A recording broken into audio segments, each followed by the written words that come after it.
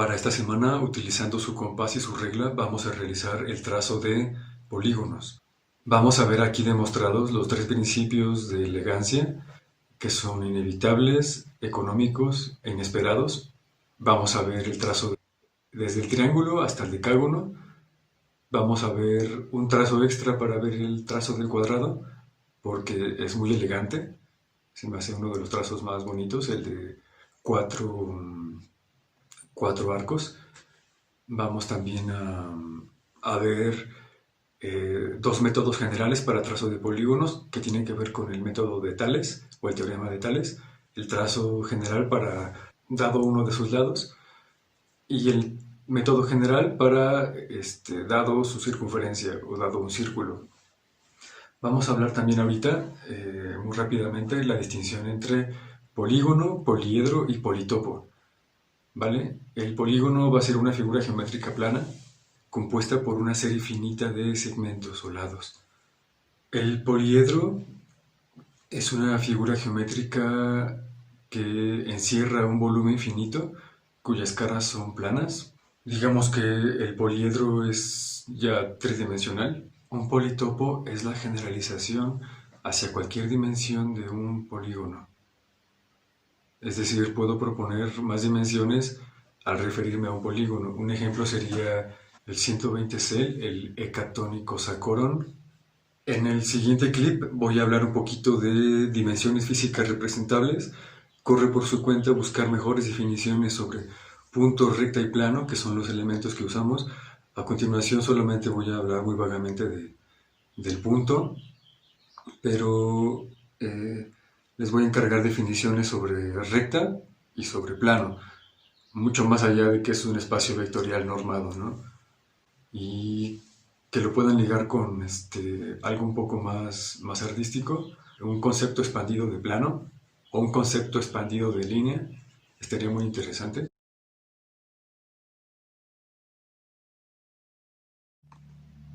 Vamos a hablar de los elementos que usamos, vamos a hablar del punto, por ejemplo. Ustedes dirán, pues el punto, qué tontería, todos sabemos que es la huella que deja un lápiz en un papel, en un plano. Pero pues hay muchos términos, incluso podemos, si no lo desconstruimos, si no lo especificamos, podemos incluso decir qué punto, ¿no? Punto de ebullición, punto más, punto menos, punto G, punto sebáceo, no sé, hay muchos puntos. Arturo Córdoba Just decía que la luna es el punto G del universo. Algo así. Conviene repasar lo que es la dimensión. Vamos a escuchar qué es la definición de dimensión. Dimensión viene del latín dimensio, dimensiones, medida, medición, extensión en todas direcciones en el espacio, y es el nombre de acción del verbo dimetiri, compuesto del prefijo didis, separación por múltiples vías, y el verbo metiri, medir, de donde también procede medir, mesura, desmesura, inconmensurable. Ok, vamos a ver también dimensiones físicas representables. Hay varias formas de verlas, las dimensiones matemáticas y las dimensiones físicas. Las dimensiones matemáticas van a ser infinitas en sus postulados. Para eso tenemos el espacio de Hilbert. En matemáticas, el concepto de espacio de Hilbert es una generalización del concepto de espacio euclídeo. Esta generalización permite que nociones y técnicas algebraicas y geométricas aplicables a espacios de dimensión 2 y 3 se extiendan a espacios de dimensión arbitraria, incluyendo a espacios de dimensión infinita. Pero las dimensiones físicas, o sea, las que los físicos cuánticos han usado o echado mano para explicar los fundamentos del universo, son contadas, entre 11 y 20 y tantas. Entonces igual podemos ver esas, ¿no? Porque de alguna manera, en la dimensión en la que estemos, sea cual sea, hemos intentado de alguna manera representar las dimensiones superiores. Entonces quisiera remontarme a unos postulados euclidianos, no los mismos postulados de las rectas respecto a un punto. El quinto ya está superado bajo la matemática hiperbólica. Por eso es bien interesante y bien bonita la hiperbólica. Vamos a ver otros postulados, los del punto. Dice, por un punto pasan infinitas rectas y planos, ¿vale? A un punto en el espacio pueden rotarlo varias rectas y planos. Entonces, una recta contiene infinitos puntos. De A a B yo puedo meter en ese segmento o más pequeñito infinitas puntos, dado que el punto no es una pelota, el punto no es un punto negro realmente, sino matemáticamente el punto es una ubicación en el espacio. Y si el espacio es irracional, podemos dividir el espacio en muchos pedacitos. La siguiente dice, un plano contiene infinitos puntos, infinitas rectas. Esto es bien interesante porque en un plano vamos a poder meter un montón de líneas hacia cualquier dirección hasta llenarlo, y pues infinitos puntos también, porque en cada recta caben infinitos puntos. Vamos a extruir ese plano para hacerlo en volumen, y el siguiente postulado dice, el espacio contiene infinitos puntos, rectas y planos. Es decir, en un espacio yo puedo meter un montón de capas, de planos infinitos, hacia cualquier dirección, y por lo tanto puntos también. Si ya se hicieron una imagen mental de esto, de este cubo conteniendo infinitos puntos y planos y rectas, podemos hablar entonces de una dimensión por Einstein denominada cronotopo, es decir, una especie de visualización del tiempo bajo este principio de que una dimensión arriba puede contener infinitas dimensiones abajo, o infinitas medidas, porque al final de cuentas un punto es una medición en el espacio. En la dimensión en la que estés, si quieres ubicar un punto, vas a requerir pistas. Un punto 2D en un plano requieres las X y las Y, son dos coordenadas que te indican un punto en el espacio. Y en la siguiente dimensión en 3D, ¿no?, vas a requerir 3 datos. Y si fuéramos una dimensión arriba, hacia la dimensión tiempo, vamos a requerir ahora 4 datos, ¿no?, para ubicar un punto. El cuándo. Según Einstein, la cuarta dimensión es el tiempo. No estamos nada más en 3 dimensiones. Si estuviéramos en 3 dimensiones, estaríamos estáticos todo el tiempo, en la gloria santa, ¿no? En la cuarta dimensión en la que supuestamente estamos, el tiempo lo atravesamos sin tocarlo realmente, ¿no? El tiempo nos atraviesa.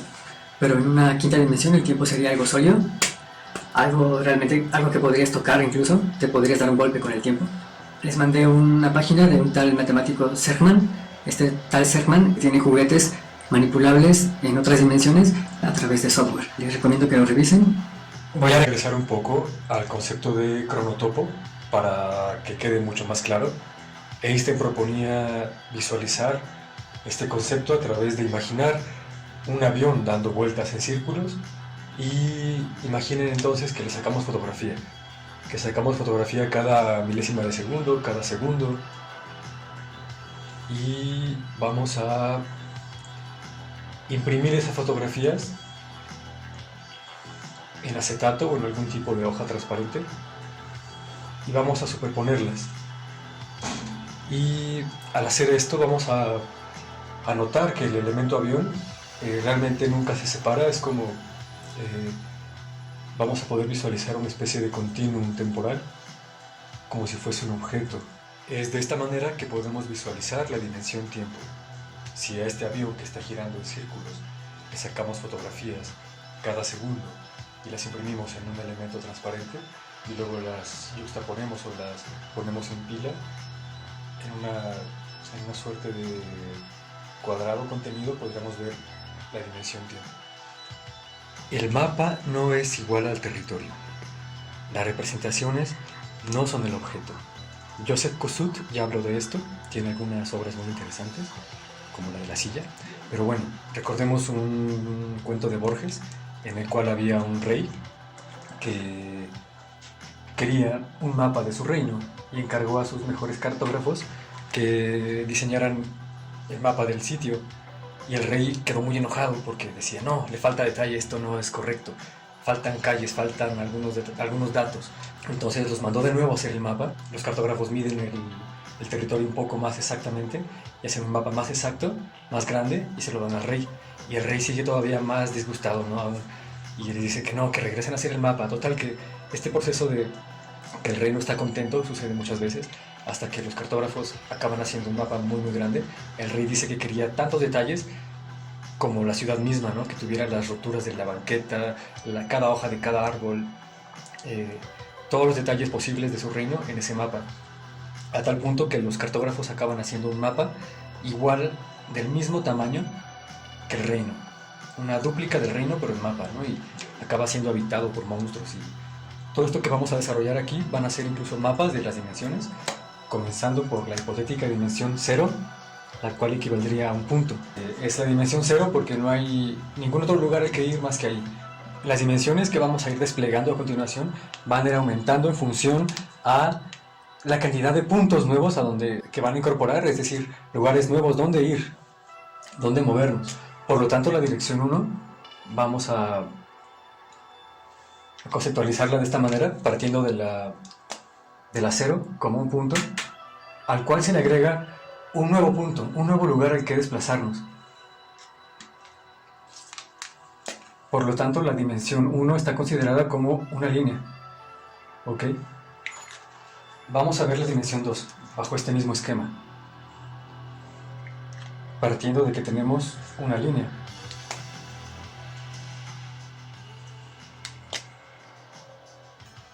A la cual se le va a proponer un nuevo punto como dimensión.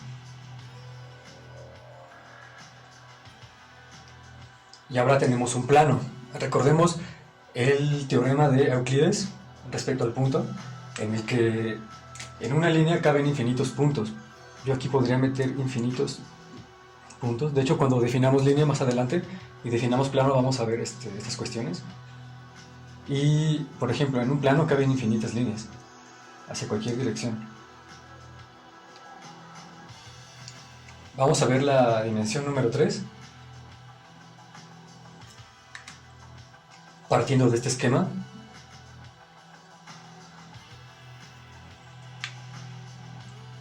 en el que tenemos solamente 2 dimensiones, a la cual se le va a agregar un nuevo punto al cual movernos. Digamos por acá. Vamos a conectar los vértices.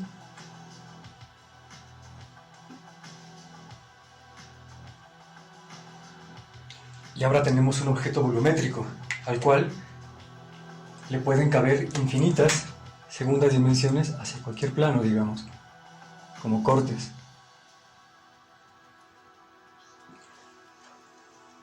Vamos a hablar de la dimensión 4, partiendo de este mismo esquema en el cual tenemos un punto del cual partir. En este caso voy a poner un elemento de 3 dimensiones al cual se le va a sugerir un punto de origen o un punto de unión.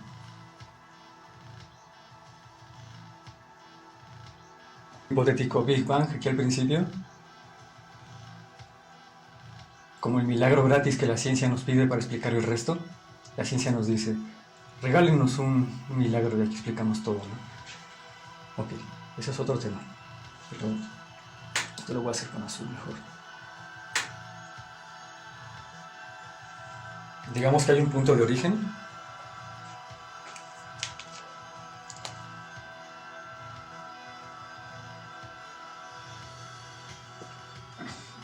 Y en cualquier segmento de la cuarta dimensión caben infinitos terceras dimensiones. ¿Cuánto dura el tiempo? ¿Cuánto dura un segundo?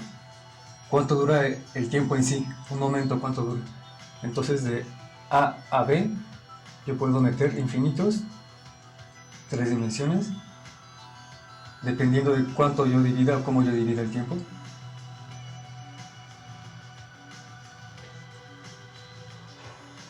Vamos a pensar esto como una línea temporal. A lo mejor hay un alfa y un omega. Pensemos que aquí está el Big Bang.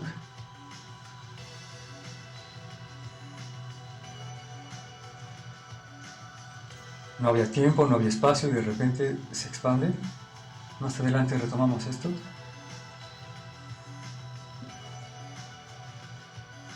Y en este sentido el ser humano podría verse como una especie de gusano o una especie de chorizo desde esta dimensión. En esta dimensión ya podrías tocar el tiempo. Ya aquí el tiempo podría ser algo sólido. Desde el nacimiento hasta la cuna, por ejemplo, aquí eres el feto, aquí eres un pequeño feto, aquí ya eres un humano formado, y aquí estás en la tumba, ya muerto. Eres un continuo. Podríamos trazar este mismo continuo temporal en una especie de dibujo.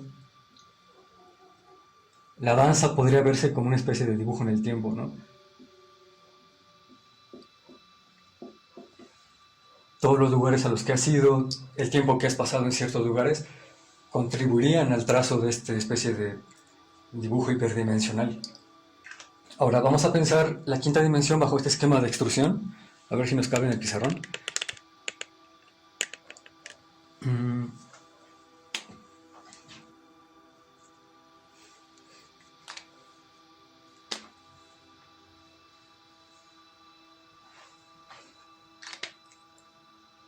¿Qué puedo hacer con un objeto que es una especie de línea?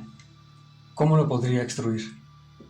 Vamos a pensar una especie de origen o de centro, una especie de pivote, el cual me permitiría girar o extruir como hemos hecho anteriormente, pero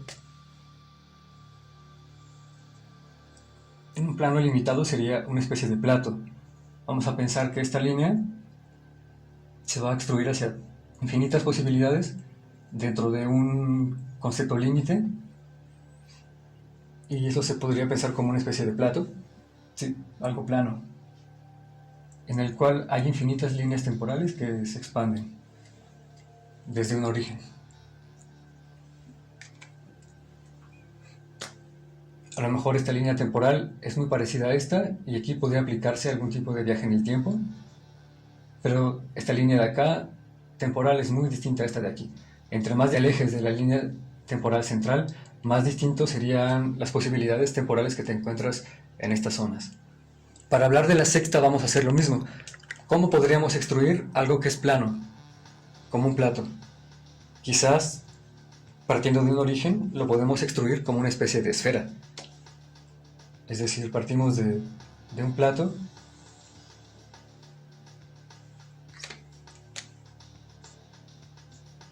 y si lo extruyésemos podríamos ocupar una especie de volumen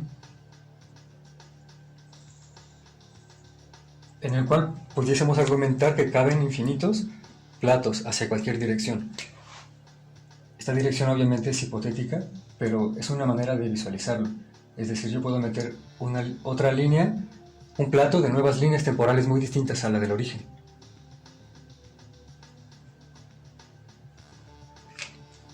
Y entre A y B podrían caber infinitas quintas dimensiones.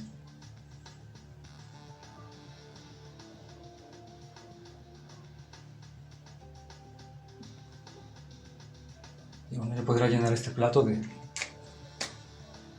infinitas hasta convertirlo en un punto. Y en este concepto límite podríamos hacer una analogía muy curiosa. Una analogía muy curiosa entre la sexta dimensión. Una analogía muy curiosa entre la sexta dimensión y la dimensión cero. Porque bajo este concepto límite, la sexta se vuelve a convertir a un punto. En un punto. Si lo pensamos así, la sexta es lo mismo a un pequeño punto. Para trabajar la séptima dimensión. Para entonces hablar o conceptualizar la séptima dimensión bajo este esquema, recordemos cómo nos quedamos en la sexta, como si fuese un punto. Entonces vamos a dibujar un punto, pero en esta hipotética dimensión 7, en la cual podemos trazar una línea con el punto de la sexta dimensión. Por ejemplo, entre punto A y punto B caberían infinitas sextas dimensiones en la séptima. ¿Vale? Sería una especie de línea de universos de 6 dimensiones. Ahora, para la octava dimensión vamos a extruir de nuevo esta línea. ¿Qué sucedería? Tendríamos una suerte de plato de nuevo, pero en esta ocasión vamos a pensar en una especie de membrana hecha de infinitos universos hacia todas direcciones. Es decir, con esta línea la extruimos, dibujamos una especie de membrana, y con esta membrana vamos a poder pasar a platicar de la novena. En la novena, esta membrana que es indefinida hacia cualquier dirección, dentro de la octava, en la novena se va a cerrar. En la novena se cierra y se colapsa como una especie de membrana cerrada, como un universo compuesto de 8 dimensiones. Membrana compuesta de infinitos universos de 8 dimensiones, pero va a coexistir con otras membranas, hechas de universos muy distintos bajo otras condiciones. Igual el espectro en el que estas membranas se van a mover hacia cualquier dirección es indefinida. Ahora, para platicar de la décima dimensión, vamos a suponer un concepto límite también, muy parecido a este, en el que el universo de las 9 dimensiones se cierra